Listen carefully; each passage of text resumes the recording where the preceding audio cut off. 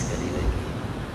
Assalamualaikum warahmatullahi wabarakatuh. Bismillahirrahmanirrahim. Alhamdulillahi rabbil alamin. Wassalatu wassalamu ala asyrafil anbiya'i wal mursalin wa ala alihi wa sahbihi ajma'in. Allahumma salli ala sayyidina Muhammad al-Fatih lima ughliq wal khatim lima sabaq nasirul haqq bil haqq wal hadi ila siratikal mustaqim wa ala alihi wa miqdarihi al-azim fi kulli lamhatin wa nafasin dalam mawasi'ahu ilmuqah. Subhanaka la ilma lana illa ma 'allamtana. Rabbi shrah li sadri wa yassir li amri wa hlul 'uqdatam min lisani yafqahu qawli. Allahumma yassir wa la tasir bi tammi khair. Wa la hawla wa la quwwata illa billahi al-'aliyyil 'azim. Amma ba'du. Pertama-tamanya dan buat selama-lamanya sama-sama kita merafakkan rasa syukur kehadrat Allah Subhanahu wa taala kerana kita masih lagi diberi peluang oleh Allah Subhanahu wa taala untuk kita mendatangi rumah-rumah iaitu masjid, untuk kita melakukan ubudiyah kepada Allah SWT secara berjamaah dengan diletakkan beberapa syarat sebagai satu syarat ataupun sebagai satu panduan agar kita dapat masuk ke dalam masjid.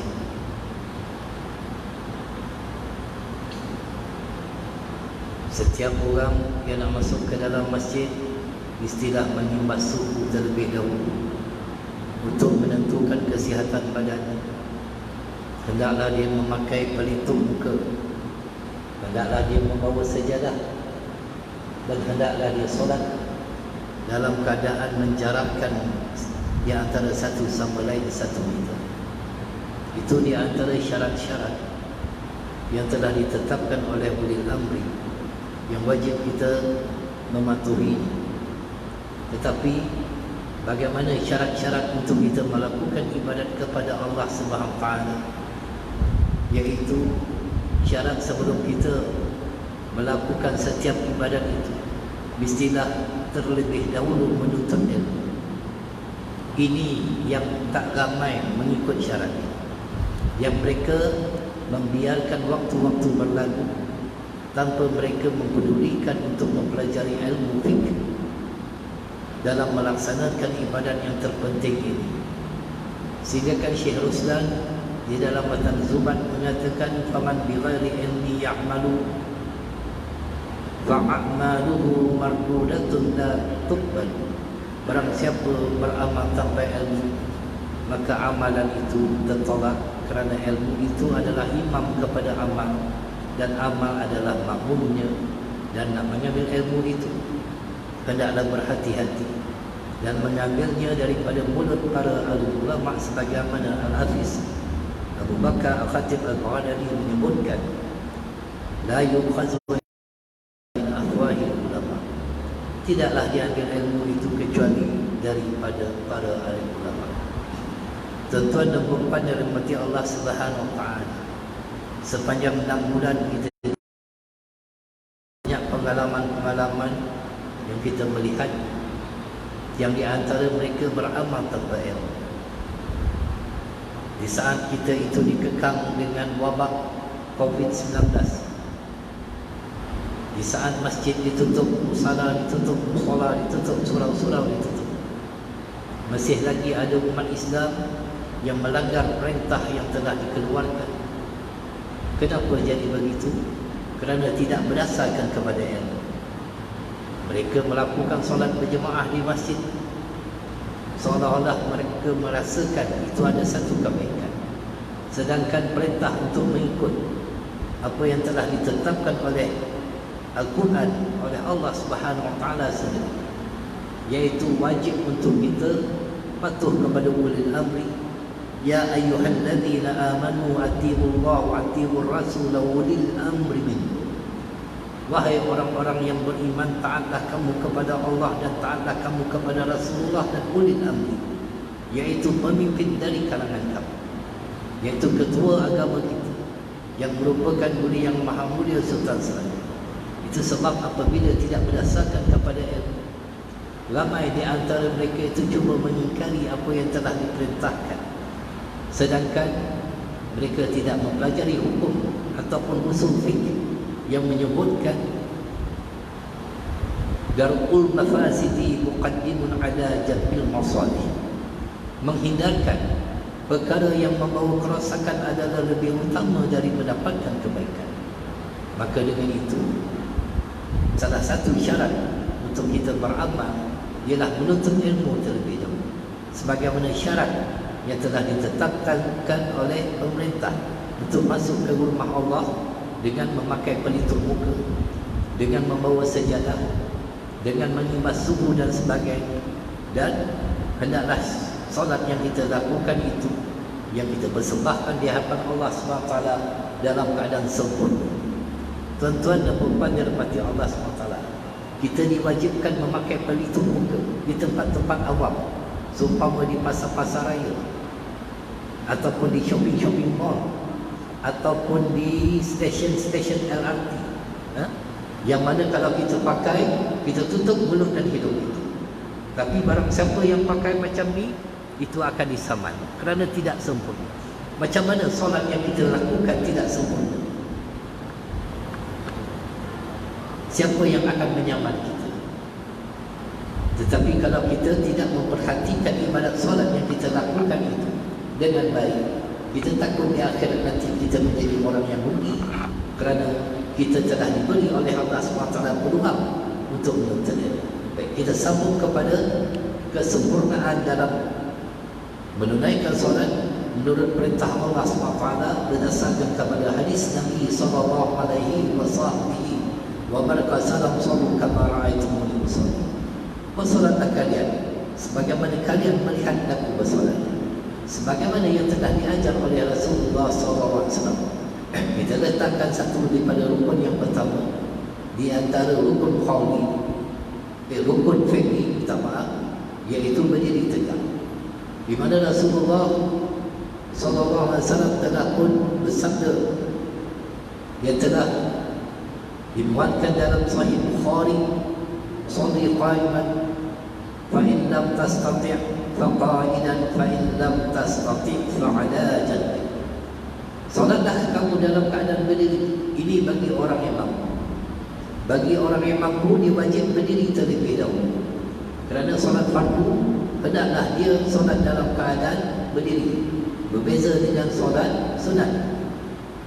Solat sunat kalau dia mampu berdiri, tetapi dia melakukan dalam keadaan duduk, tetap juga sah.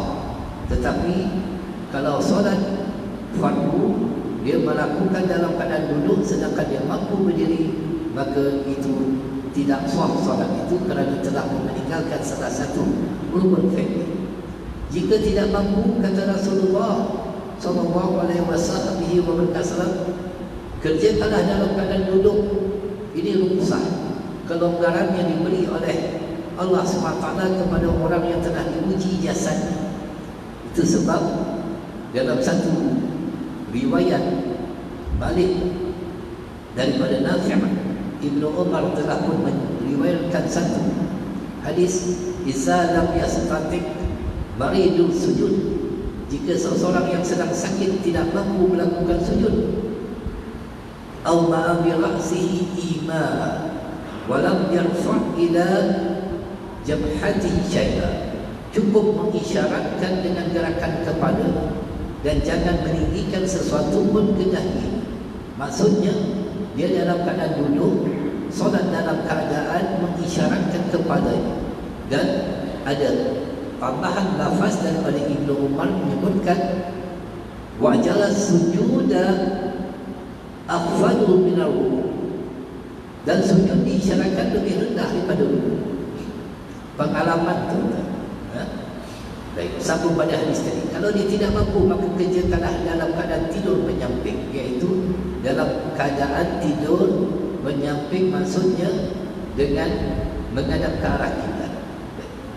Ini pengalaman yang sangat berharga bagi saya. Kalau tuan-tuan yang rajin tengok FB saya, mungkin Ustaz Arsyad ada tengok, beberapa lagi jemaah yang tengok, di mana di saat kita diuji oleh Allah SWT. Saya berulang kali di hospital kerana kemalangan yang terjadi kepada anak kami. Berulang kali di hospital kita melihat ramai di antara pesakit yang dalam keadaan sedar. Bukan saja pesakit yang tidak solat, orang yang menziarahi pesakit pun ramai yang tak sembahyang. Allah Allah. Kenapa pesakit tidak sembahyang? Kerana mereka tidak mempelajari bagaimana nak solat dulu. Itu sebab dalam FB saya paparkan bagaimana anak saya melakukan solat dalam keadaan itu, agar menjadi suntikan kepada orang ramai. Solat tak boleh ditinggalkan selagi dia berakal. Maksud berakal, dia telah kenal orang yang menziarahi. Kalau orang dia kenal, lebih lagi sepatutnya dia mengenali Allah SWT. Itu sebab solatlah dalam keadaan semampu kita. La yukallifullahu nafsan illa wus'aha. Allah tidak membebankan seseorang itu mengikut kemampuannya. Dan di dalam satu hadis dari Ibnu Majah meriwayatkan, iza qumta fi salatika fasalli muwaddi'. Jika engkau mengerjakan solat, maka solatlah seperti solat orang yang akan berpisah dengan dunia. Bagaimana kalau orang yang sakit itu tidak solat, sedangkan dia sedar, tiba-tiba ajalnya menjemput, dia mati dalam keadaan tidak sembahyang. Itu sebab saya berpesan kepada semua orang, di saat kita menyantuni penyakit pesakit-pesakit, sama ada daripada kaum kerabat kita, daripada sanak-saudara kita, rakantauan kita, bukan kita dituntut untuk mengajarnya memelihara kesihatan, tetapi ajar juga dia bagaimana nak melakukan solat. Bantu dia untuk melakukan solat, wudukan dia. Ini sepatutnya yang kita lakukan. Yang ramai tak nak buat. Yang dia tahu kalau dalam keadaan pesakit tidak sedarkan diri ataupun tidak boleh bangun, tapi sedar. Yang dia tahu bila nak bagi makan minum susu, bila nak mandikan dia, bila nak macam-macam. Tapi macam mana nak bantu dia berwudu agar dia dapat melaksanakan ketaatan kepada Allah semampunya. Ini yang ramai tak buat. Ramai tak buat. Sebab pengalaman daripada pemerhatian saya, salah seorang makcik saya tanya, tak sembahyang ke makcik? Makcik kena sedar. Dia kata macam mana nak wudu tak tahu. Kenapa jadi tak tahu? Sebab tak nak belajar. Itu jadi tak tahu. Nak salahkan siapa? Salahkan diri sendiri. Buat majlis ilmu orang tak nak hadir. Sembahyang balik, sembahyang balik, sembahyang balik, isyak datang. Itu kebanyakan. Ataupun tidak mempedulikan majlis ilmu yang sedang berlangsung dan sebagainya. Allahu Akbar. Ini yang berlaku. Itu sebab ketika PKP dulu, setelah masjid dibuka, ramai berebut-rebut nak solat Jumaat. Berebut. Bila tak dapat dia marah. Kenapa dia jadi marah? Sebab dia tidak ada ilmu. Itu sebab dia jadi marah. Sedangkan fatwa telah dikeluarkan oleh Jabatan Agama sendiri, di mana sesiapa yang tidak terpilih untuk mendirikan solat Jumaat, maka tidak wajib menunaikan solat Jumaat dan tidak berdosa baginya, dan hendaklah dia mengganti dengan solat Jumaat. Apa yang terjadi di tempat saya, tuan-tuan, di masjid di tempat saya di Kuala Lumpur, saya tak nak sebut nama masjid. Ketika dibuka semula masjid di wilayah, ditetapkan hanya 1/3 jemaah saja mengikut ruang kapasiti, ruang dalam masjid dia yang dibenarkan sembahyang. Apabila dibuat pemantauan, dibuat pengiraan oleh ahli jawatan kuasa, yang boleh muat hanya 87 orang dengan jarak 1 meter. 87 orang, ditutup pintu semua, pintu pagar tutup. Tak boleh masuk lebih dia. Ketika itu saya seperti apa yang berlaku? Ramai yang solat di luar tembok pagar. Sah tak? Tak sah hukumnya. Ramai semayang di luar tembok. Dia rasakan itu satu kebaikan. Bangga pula tu dapat semayang Jumaat di luar tembok. Kenapa tidak sah? Dalam hukum fiqh kena faham, bukannya dia itu menjauh daripada makmum ataupun makmum yang di belakang, kerana itu merupakan satu kesempurnaan saf saja. Tetapi apabila tidak ada ruang yang terbuka, pintu tertutup, terkunci pula untuk dia berjalan kepada imam, maka tidak sah. Tapi ramai yang semayang sampai 3 saf ada berlaku. Allahu Akbar. Itu minggu yang pertama. Minggu ketiga macam tu juga berlaku lagi. Ada sembahyang yang bawah flat, katakan macam flat tuan-tuan kan. Ada yang sembahyang bawah flat tu, dia ikut sembahyang Jumaat. Sebab apa? Tidak berdasarkan kepada ini yang berlaku kepada masyarakat kita. Bukan sedikit, ramai, cukup ramai. Allah. Itu sebab ambillah peluang. Apabila Allah bagi kita panjang umur, Allah bagi kepada kita untuk kita menuntut ilmu, jangan sampai kita meninggalkan menuntut ilmu itu dan membiarkan masa berlalu begitu saja tanpa kita mendapatkan satu manfaat yang boleh menjadi bekalan di akhirat nanti, kerana Allah SWT tidak akan menerima keuzuran seseorang sebagaimana yang disebutkan apabila telah dipanjangkan umurnya, maka Allah SWT tidak akan menerima alasan apa-apa lagi untuk seseorang itu berhujah di hadapan Allah. Baik, ini dalam keadaan solat dalam keadaan berdiri bagi orang yang mampu. Tak mampu duduk. Kalau tak mampu dalam keadaan berdiri menyamping ataupun terletak ataupun dengan mengisyaratkan mata. Bagi orang yang sempurna, pandangan tetap ke tempat sujud.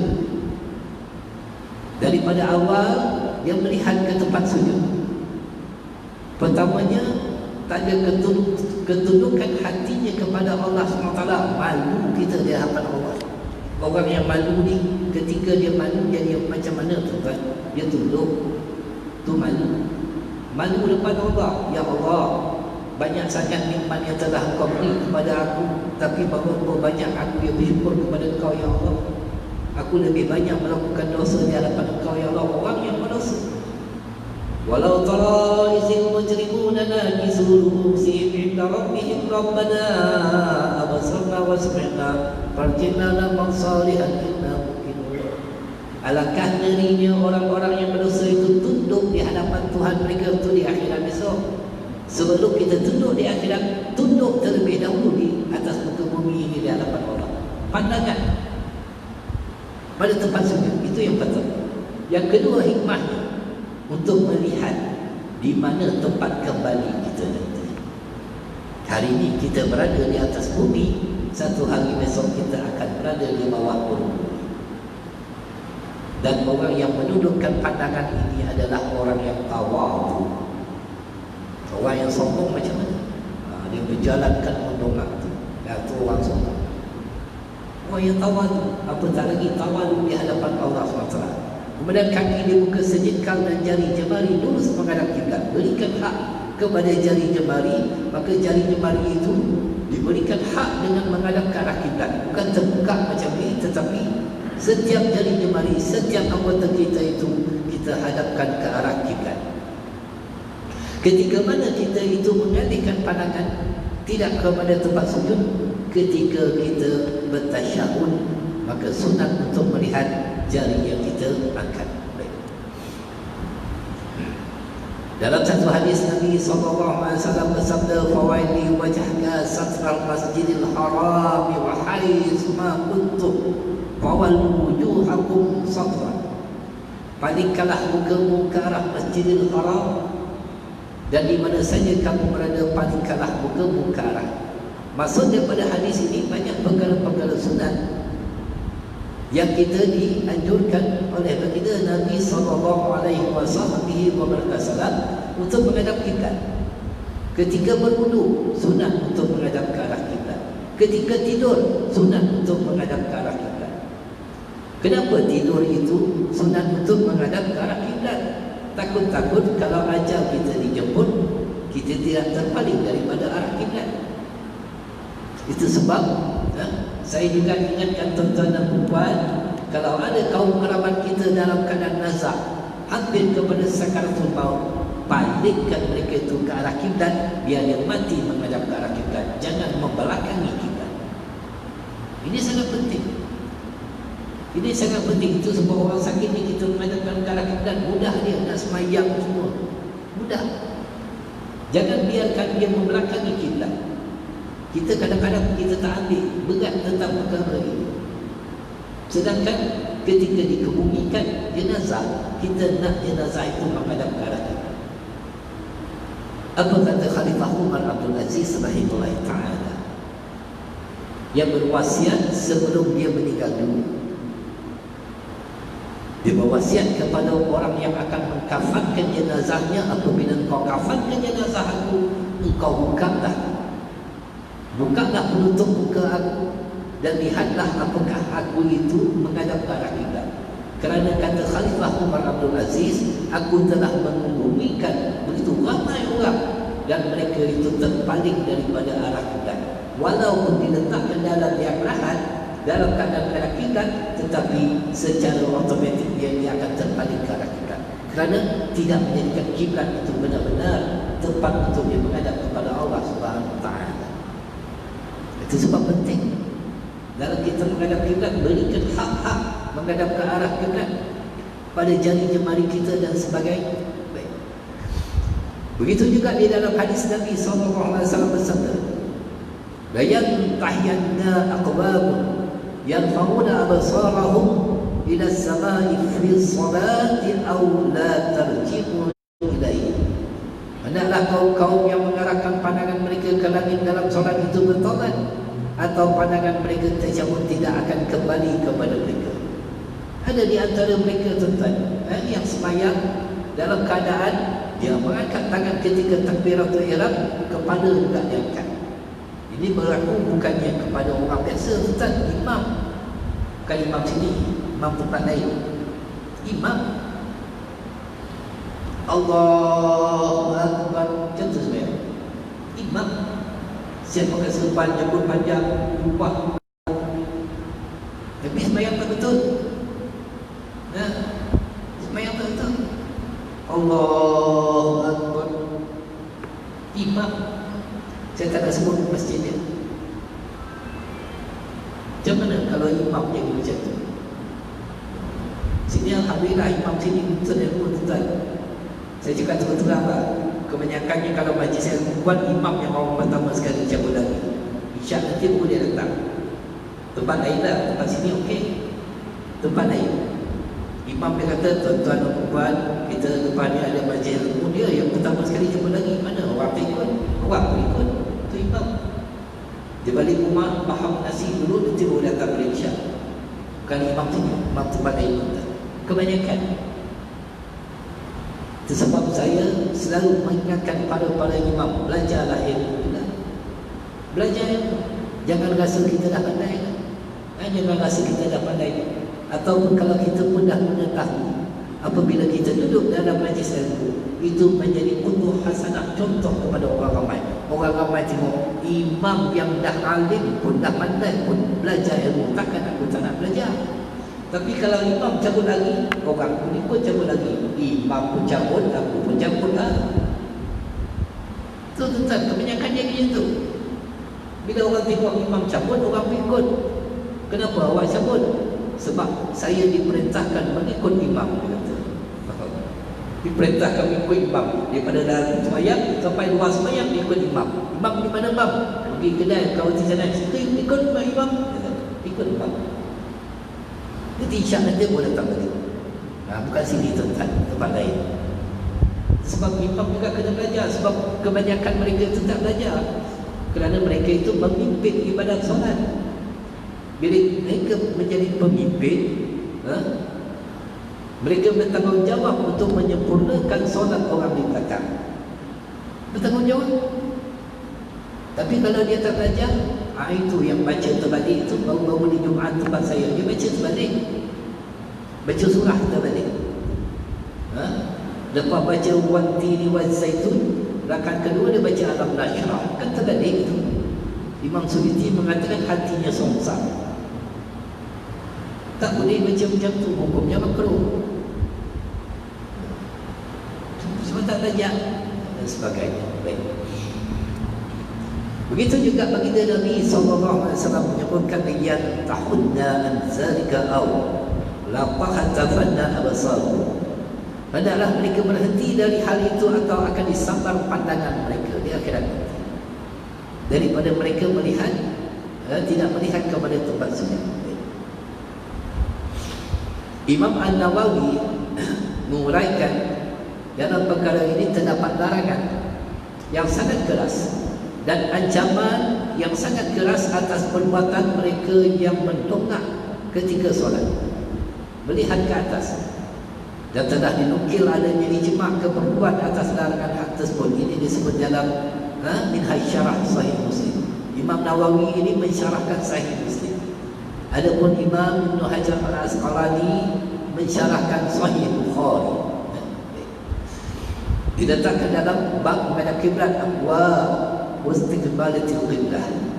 Bab menghadap kiblat di dalam satu hadis, iaitu kelebihan menghadap kiblat. Seseorang itu hendaklah menghadap kiblat dengan hujung-hujung jari kedua kakinya. Itu sebab diri tegak. Hujung jari itu menghadap ke arah kiblat.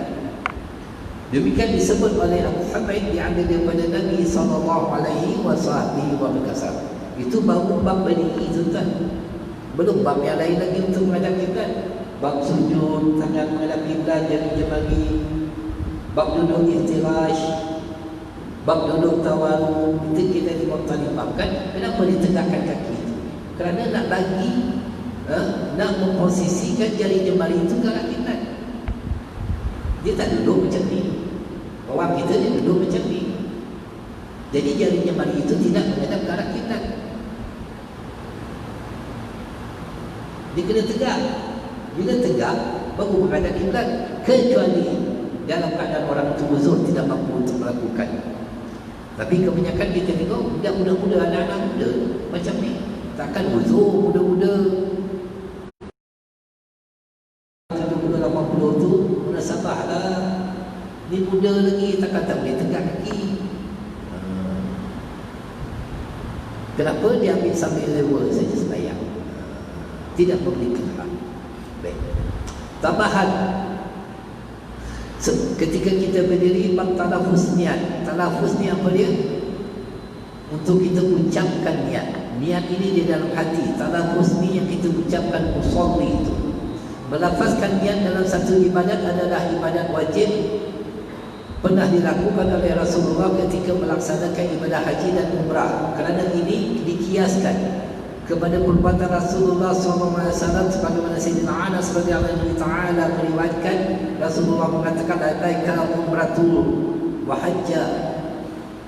Labaika, aku sengaja mengerjakan umrah dan haji. Ini talafuznya. Talafuznya seumpama kita usolli fardhu maghribi. Talafuznya. Hukumnya sunat. Baik. Kenapa dimasukkan perkara ini? Imam Ibn Hajar Al-Hatami mengatakan di dalam Tuhfah bahawa lafaz usolli ini dikiaskan kepada haji. Itu sebab dalam mengambil hukum hakam, yang pertama kita mengambil daripada Al-Quran, kemudiannya As-Sunnah, kemudiannya ijma' ulama dan kias. Kita tidak mengambil hukum hanya sembrono daripada Al-Quran dan hadis.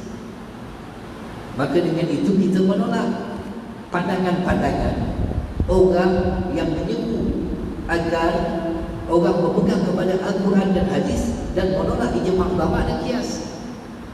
Orang yang berpegang kepada Al-Quran dan hadis ini, kata Sayyidina Ali karramallahu wajhah, kalimatul haqqi yuridu bihal batil. Perkataan yang benar, tetapi yang dimaksudkan adalah batil. Kenapa?